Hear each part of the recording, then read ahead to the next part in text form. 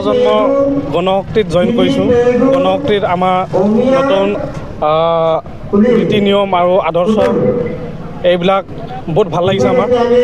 এইখিনি শুনি পাই আমি চবে যিবিলাক চিমেণ্টমুখ গাঁও পঞ্চায়তৰ অধীনত যিবিলাক আমাৰ য়ং ষ্টুডেণ্ট আছিলে বা য়ং জেনেৰেশ্যন আছিলে, এইবিলাক আজি আমি জইন কৰিলোঁ। কিমানজন লগত আহিছে? আমি এতিয়া বৰ্তমান 15জন আহিছোঁ। সন্মিলিত গণশক্তিৰ বিশেষকৈ কোনটো ভাল লাগে? গণশক্তিৰ যিটো শ্লোগান কৰিছে নহয়, সমমৰ্যাদা, এইটো আমাৰ বহুতেই ভাল লাগিছে। এইটো চবেই যাতে আমি আমাৰ গাঁৱৰ বিকাশৰ কাৰণে কিবা এটা কৰিব পাৰোঁ, আমাৰ ভাল লাগিব। টিভি চেনেললৈ মোৰ অনুভৱটো খুবেই ভাল লাগিছে, যিহেতু মই দীৰ্ঘদিন ধৰি গণশক্তিৰ লগতে মোৰ জড়িত আছিল, কিন্তু মই চাকৰি সূত্ৰে মই আনুষ্ঠানিকভাৱে যোগদান কৰিব পৰা নাছিলোঁ। এইকাৰণে মই ভাল পাইছোঁ গণশক্তিৰ ইয়াৰ যি মোৰ লক্ষ্য উদ্দেশ্য যিটো আছে, সম অধিকাৰ সম উন্নয়ন আৰু সম বিকাশৰ কাৰণে যি তেওঁলোকৰ লক্ষ্য উদ্দেশ্য এই দলটোৰ আছে, সেইকাৰণে খুব আলপুত হৈছোঁ। আৰু ইয়াত এই দলটোৰ লগত মোৰ হৃদয়ৰ যি নেতৃবৃন্দ আছে, ব্যক্তিসকল আছে, ইয়াতে সকলো মানুহ মোৰ চিনাকি, মোৰ মানুহবোৰ আছে ইয়াত। এই দলত কাম কৰি মই ভাল পাম, গতিকে মই দলত যোগদান কৰিছোঁ। মই আজি আনুষ্ঠানিকভাৱে যোগদান কৰিলোঁ বুলি ঘোষণাও কৰিছিলোঁ। যোৱা বছৰৰ পৰাই আমি পঞ্চায়ত নিৰ্বাচনৰ পৰাই আমি বিভিন্ন দলৰ সদস্যসকলে, নেতা কৰ্মকৰ্তাই গণশক্তি দলত যোগদান কৰাৰ আগ্ৰহ প্ৰকাশ কৰিছিলে। গতিকে সেই আগ্ৰহৰ প্ৰতি লক্ষ্য ৰাখি আমি এলানি যোগদান কাৰ্যসূচী আমি লৈছোঁ। আৰু আজি আমি ইতিমধ্যে আজি তৃতীয় পৰ্যায়ৰ তৃতীয়টো স্থান, য'ত আমি CC টঙানী যিটো খণ্ড পৰ্যায়ৰ যিটো যোগদান কাৰ্যসূচী, ইয়াত প্ৰায় 1000জন বিভিন্ন দলৰ কৰ্মকৰ্তাসকলে গণশক্তি যোগদান কৰিছিল। তাৰ আগতে আমি বৰলনি খণ্ডত আমি অনুষ্ঠিত কৰিছিলোঁ, তাত প্ৰায় 550জন কংগ্ৰেছ দলৰ কৰ্মকৰ্তাই গণশক্তি দলত যোগদান কৰিছে। তাৰপিছত ধেমাজিৰ প্ৰায় 250জন কংগ্ৰেছ দলৰ কৰ্মকৰ্তাই গণশক্তি দলত যোগদান কৰিছে।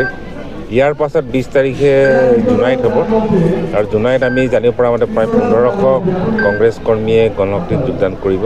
তাৰপাছতে আমি উজনি মাজুলী, আমাৰ নামনি মাজুলী, ঢকুৱাখানা, ঘিলামৰা, বগীনদী সকলো অঞ্চলতে, লখিমপুৰ অঞ্চলতে সকলো অঞ্চলতে খবৰ আহিছে ব্যাপক হাৰত গণশক্তি দলত যোগদান কৰিব, বিশেষকৈ কংগ্ৰেছ দলৰ যোগদান কৰিব।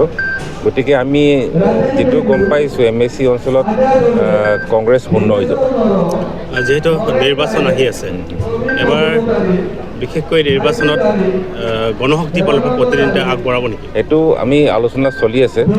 আৰু আমাৰ আচলতে কথাটো হৈছে কি, আমি আমাৰ সংসদীয় ব্যৱস্থাটো আমি আছোঁ নাই, সেইটোৱে মূল কথা। আৰু আমাৰ যিটো কৰ্মসূচীত যিবিলাক আমাৰ সমস্যা আমি 2005 চনতে আমি সন্নিৱিষ্ট কৰিছিলোঁ, এই সমস্যাবিলাক সমাধান হৈছে নাই, সেইটোৱে মূল কথা। চৰকাৰত আমি MLA হিচাপে থকা নথকাটো আমাৰ কাৰণে ডাঙৰ কথা নাই, সমস্যাবিলাক সমাধান হৈছে নাই। আৰু অসম চৰকাৰে, ভাৰত চৰকাৰে প্ৰায়বোৰ সমস্যা সমাধানৰ কাৰণে বিশেষ ব্যৱস্থা লৈছে। গতিকে আমি এই সম্পৰ্কে আলোচনা বিলোচনা কৰি আছোঁ, আৰু সেইটো সময়ত সিদ্ধান্ত ল'ব পৰা হ'ব। যিহেতু অন্যান্য আঞ্চলিক দলবিলাকে প্ৰতিটো নিৰ্বাচনতে আগবঢ়া দেখা যায়, সন্মিলিত গণশক্তি 20টা বছৰৰ পিছত এজনকে আমি দেখিলোঁ বিধায়ক ভৱন পেগুৱা, তাৰপিছত আমি আগবঢ়া দেখা নাই। আমাৰ কথাটো হৈছে, আমাৰ সংসদীয় সংগ্ৰামটোৱে আমাৰ কাৰণে গুৰুত্বপূৰ্ণ। এই সংসদীয় ব্যৱস্থাত আমি আছোঁ নাই, আমি MLA MP পঠোৱাৰ কাৰণে আমি গঠন কৰা নাই। আমাৰ কথা হৈছে সমস্যা সমাধানৰ কাৰণে।